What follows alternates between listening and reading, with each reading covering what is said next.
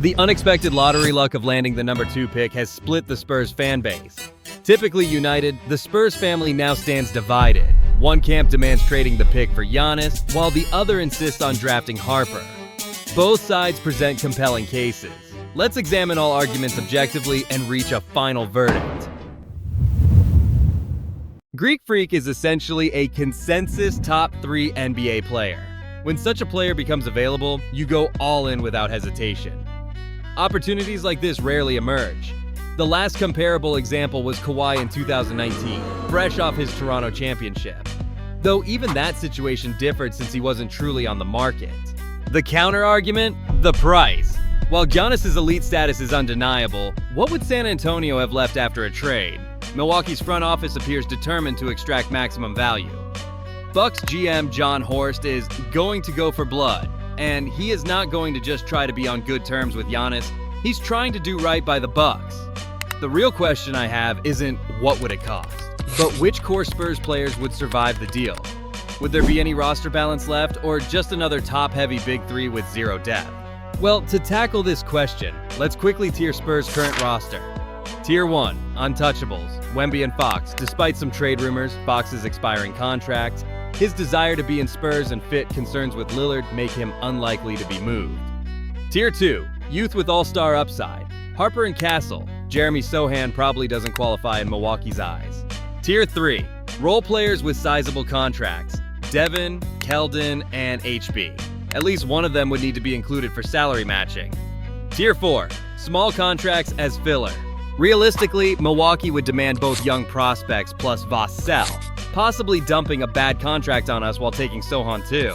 The resulting roster: Fox, Gap, Barnes or Champagny, Giannis, Wemby with CP3, likely re-signing if trade happens, Johnson and Sohan off the bench. This creates the same unbalanced Big Three model we've seen fail repeatedly. On one hand, most playoff teams run a 6 to 7 man rotation, but then again, we just saw what that did to Denver the other night. Bottom line, I think the price for Giannis is just too steep, and whatever's left of the roster after the trade would be way too thin and unbalanced. And here's the real kicker. There's a serious risk of this turning into a repeat of one of the worst trades in recent memory. You know, when a team already decided to ship out a young star plus a boatload of picks for an established win-now veteran. Guess which deal I'm talking about? Yep, the Paul George trade where the Clippers gave up Shea, Filler, and a truckload of picks. At the time, it made some sense, but years later, straight up daylight robbery, and the Clippers still haven't recovered. Argument number 2 for Giannis. Having 2 top 5 players virtually guarantees a championship. Shaq and Kobe, LeBron and Wade, Curry and Durant, all won it all as top 5 duos in their prime. There is one outlier that slightly disrupts this perfect record: the 2020-21 Nets. Harden was undoubtedly top 5, healthy KD absolutely was too, though finished 9th in MVP voting that year because of injuries. As we all know, Brooklyn never got their ring. Let's be clear, Wemby is only potentially a top 5 player. He's not there yet. His one elite month, December 2024, saw him crack MVP top 5 voting due to perfect storm circumstances. Luka was injured, Brunson struggled, while Victor had the best stretch of his young career. That 50-piece against Washington, 42 versus Atlanta, Christmas Day, 42 versus Knicks, and his 35 plus 18 plus 4 duel with Jokic. His monthly averages were monstrous: 28.5 points, 10 rebounds, 4 plus blocks on 38% from deep with 10 attempts per game. But one hot month doesn't make a top 5 player. His time will come, maybe as soon as next season, but he's not in that elite tier yet. So the 2 top 5 players is a guaranteed championship argument doesn't technically apply here. Argument number 3. If we don't get Giannis for Wemby, he'll leave at the first opportunity. Seriously, this might be the most absurd take out there, yet I keep seeing it online and even from some so-called TV analysts. Victor has never once complained. He's all in on the Spurs rebuild. Quite the opposite. He consistently supports the team's direction in every interview. And why wouldn't he? Since when do European stars jump ship? Look at today's European NBA stars like Jokic and Giannis himself. How many years have they stayed with their original franchises? European players generally have greater loyalty to one team. It's part of their mentality. Football icons like Totti played 25 years for Roma. Only extreme dysfunction, or Nico Harrison, typically drives European stars to move. The Spurs are doing everything right. They got Fox, they're developing young talent, and now they've got a lottery pick. The Spurs are building the right way, and Victor knows it. This take that Wemby will demand a trade unless we land another top 5 player is complete fantasy and pure nonsense and confuses NBA 2K logic with real basketball culture. Argument number 4 for trading for Giannis. Dylan Harper is a bad fit for the Spurs. The logic goes that Harper is a ball-dominant combo guard, while the roster already features Fox, Castle, and Vassell, making the pick better used as trade bait for Giannis. This actually presents the most interesting discussion, worthy of its own dedicated video. But briefly, I do believe Harper could integrate well into the current lineup. Modern basketball has moved beyond rigid positional thinking, allowing for unconventional combinations. Starting Harper in a 3-guard lineup would be unorthodox, but could unlock fascinating strategic possibilities for San Antonio. I'll explore this in detail separately, and you know how to make that video come faster. Argument number 5. A player of Giannis's caliber might not become available again for years. That's probably true. But the NBA landscape changes daily. Luka hasn't extended with the Lakers yet. Ant was visibly frustrated earlier this season, and Jokic seems to have hit Denver's ceiling. Here's the real question. Do these Spurs even need another superstar? Wemby has generational potential. Fox has several prime years left, while Castle and our number 2 pick could develop into all-NBA talents.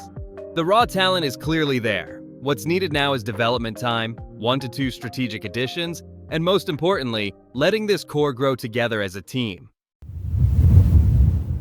Time to hear out the other side of Spurs Nation, those advocating to keep the number 2 pick, which will almost certainly become Dylan Harper. First, Harper fits the Spurs. We've briefly touched on his on-court compatibility, a deeper analysis coming next video. But today let's focus on roster construction and financial flexibility. Maintaining roster depth. Here's the beautiful part. We get Harper without gutting the team. Adding Harper would require minimal adjustments. Perhaps CP3 or Blake Wesley's future would be affected, but the Spurs would retain solid rotation depth. This move actually gives Devin Vassell and Keldon Johnson another opportunity to prove themselves.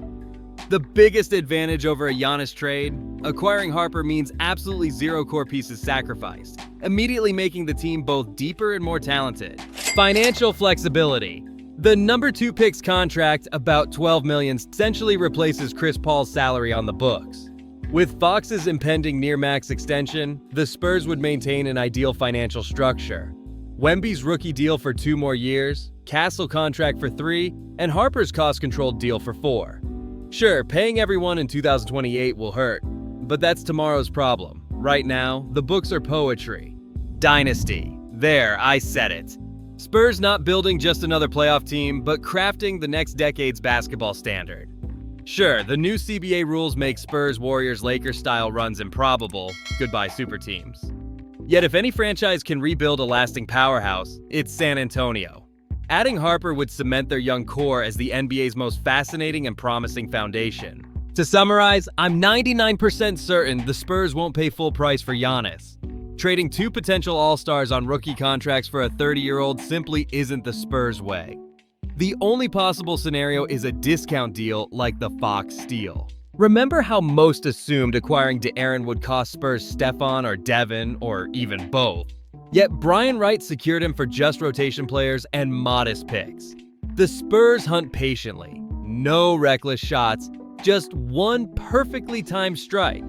Here's Milwaukee's problem. Giannis' contract clock is ticking. 2 years left means any trade partner will be nervous. Bucks GM can say whatever he wants, but we all know who holds the real power. It will be Giannis' choice at the end of the day. Fox had slightly more leverage with over a year left, but 2 years of Giannis still severely limits Milwaukee's bargaining power. The most intriguing trade frameworks I've seen involve 3-team deals. Like this Pelicans proposal where the Spurs would part with Devin, Branham, Sohan, Wesley, and 5 picks, including this year's number 2. Or this one, even juicier. Spurs get Giannis, 76ers acquire depth and picks, Milwaukee receives Paul George plus 3rd pick from Sixers plus additional Spurs picks, but not our number 2. Does it sound too good to be true? Maybe, but remember the Fox heist and the fact Giannis has some power to decide. This young man's aura is too magnetic, and NBA stars are lining up to play alongside him. What am I missing? Comments are open.